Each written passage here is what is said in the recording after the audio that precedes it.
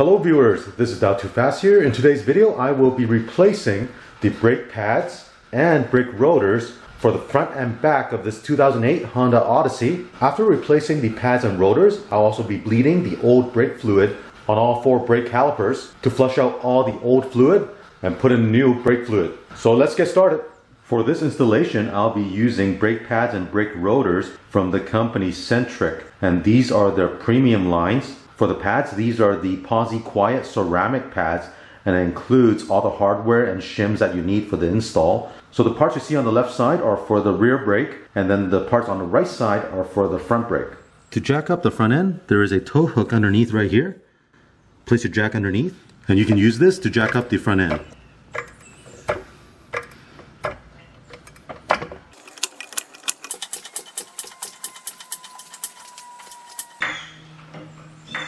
Now we'll lower the car onto jack stands. To jack up the back of the vehicle, you can use the reinforced area that's on the center cross member.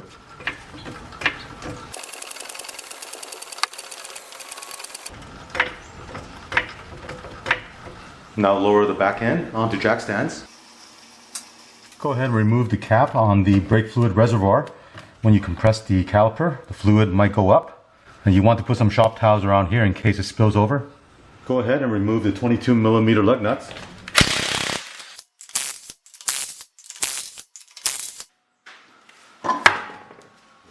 Do the same thing for all 4 wheels.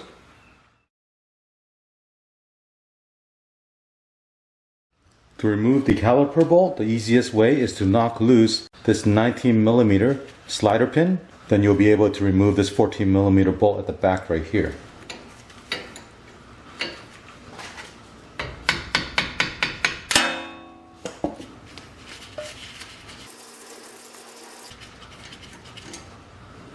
Do the same thing for the bottom one.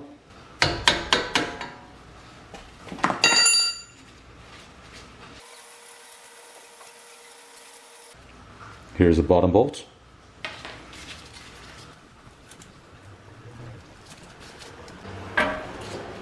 Use a hanger or bungee cord to hang the caliper so it's not dangling by the brake hose. To remove the rotor, you'll need to remove this bracket that's holding it in. If you look on the back, there are 2 19mm bolts that you'll need to remove. There's one up top here, and there's one at the bottom right here.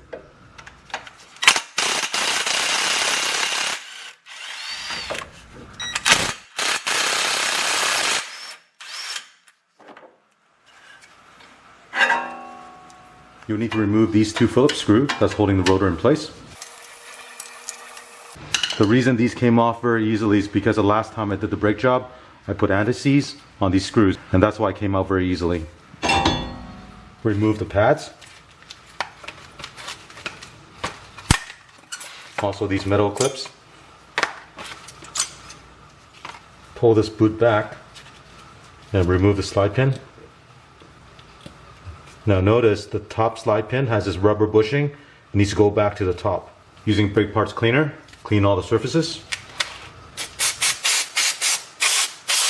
Now if you have a lot of rust on the surface, use a wire brush and brush off those rust.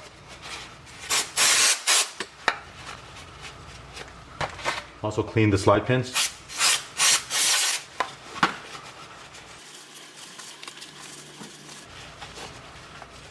Now we'll apply some Sil-Glyde onto the slide pin.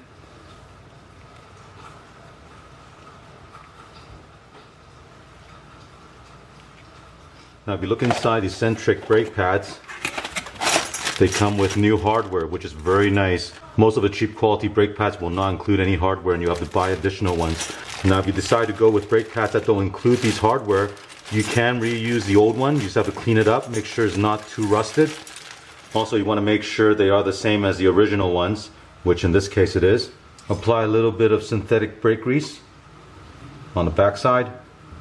Don't need a lot, just a little bit. Spread it.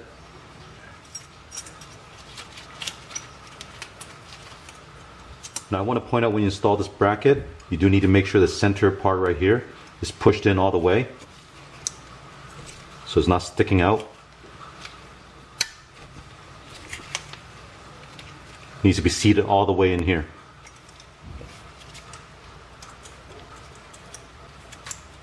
You want to check the hub surface, make sure there's not a lot of rust buildup. Clean it up with a wire brush. Here's a look at the new Centric brake rotor. Again, this is their premium line. That's why you see this is all painted inside and out. And on this outside surface right here.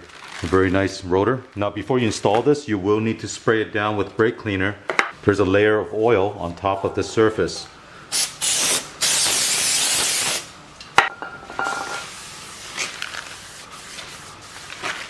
Do the same thing for the other side.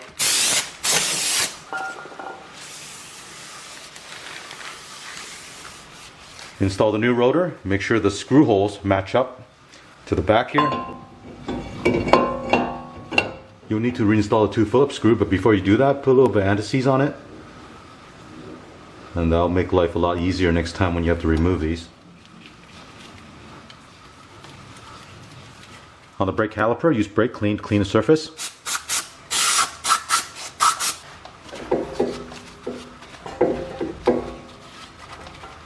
Now using a tool like this, we'll compress the piston back into the caliper.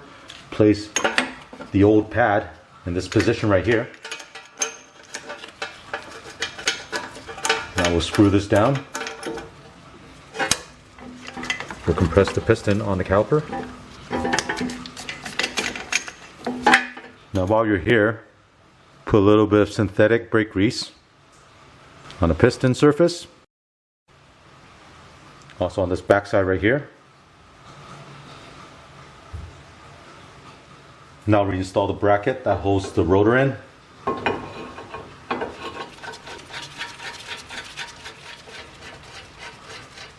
Using a torque wrench, tighten those 2 bolts to 101 foot-pounds.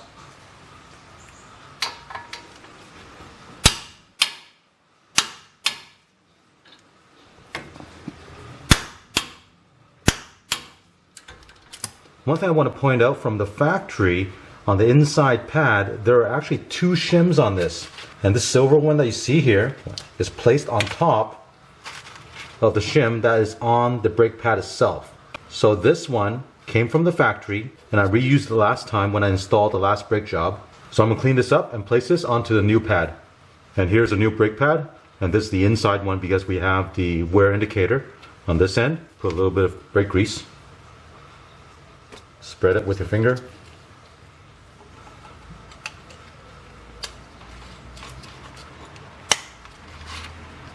It's now time to install the brake pads. And what you want to do is put a little bit of brake grease on the end, right here. Again, the side with the brake wear indicator goes inside.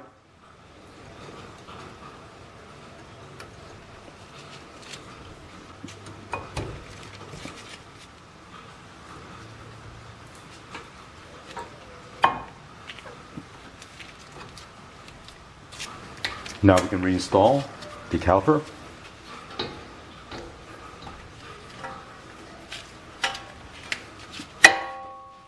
Reinstall the 2 14mm bolts. If you want to know the torque spec of these 14mm is 37 foot-pounds.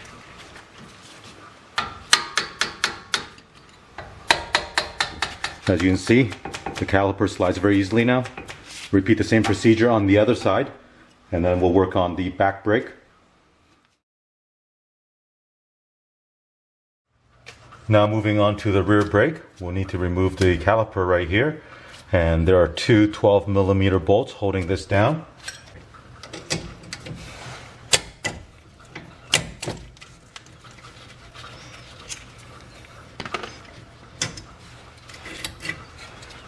Just rest this on top right here. On the back here, there are 2 17mm bolts you need to remove, and now remove the bracket that's holding in the rotor.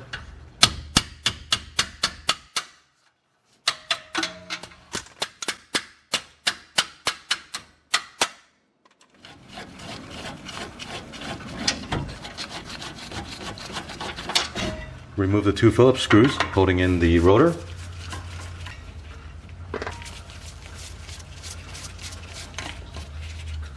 Now to take this rotor out, make sure your emergency brake is off. Some people forget that their e-brake is on and they can't remove this and they think something is wrong. Remove the old brake pads. Remove these metal clips. Pull back the boot on the slide pin. Now you'll notice on the rear slide pin, the one with the rubber bushing goes on the bottom. Again, clean it with brake clean.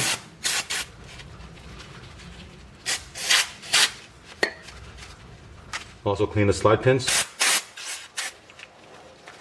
Put some Sil-Glyde on the slide pin.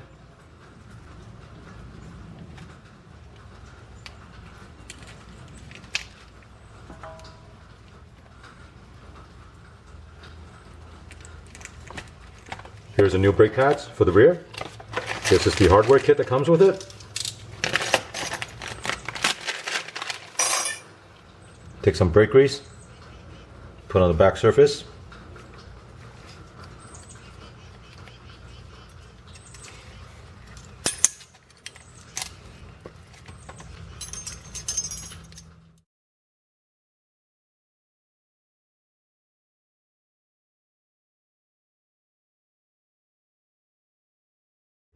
Now, just like the front, the inside pad has an additional shim from the factory.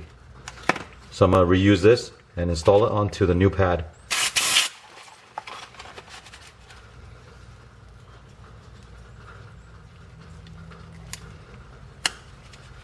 Now clean the piston on the caliper. Using the same tool, we'll compress the piston on the caliper.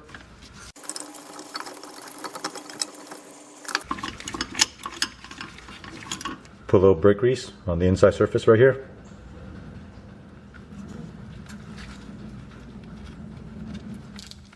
Here's a new rear rotor.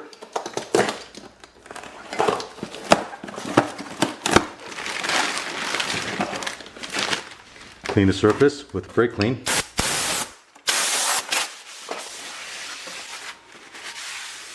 Before you install the new rotor, there's one thing you need to do, and that's on the old rotor there should be a rubber cover that you see right here. This is the access hole for adjusting the parking brake. Go ahead and remove this and transfer this over to the new rotor.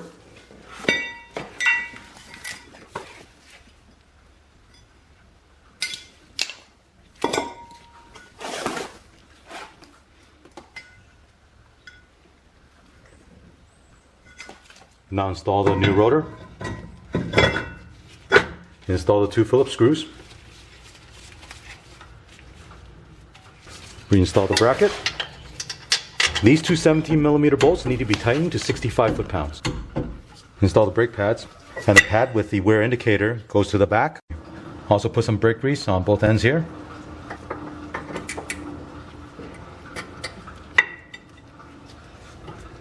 Now we'll install the caliper.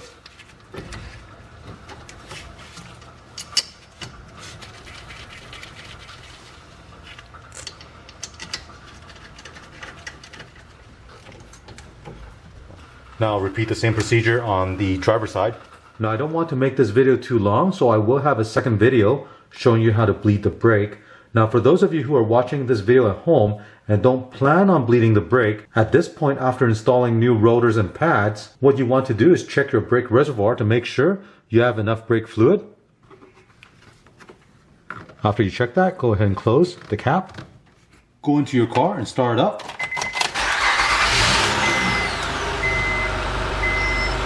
Now pump the brake several times until it firms up.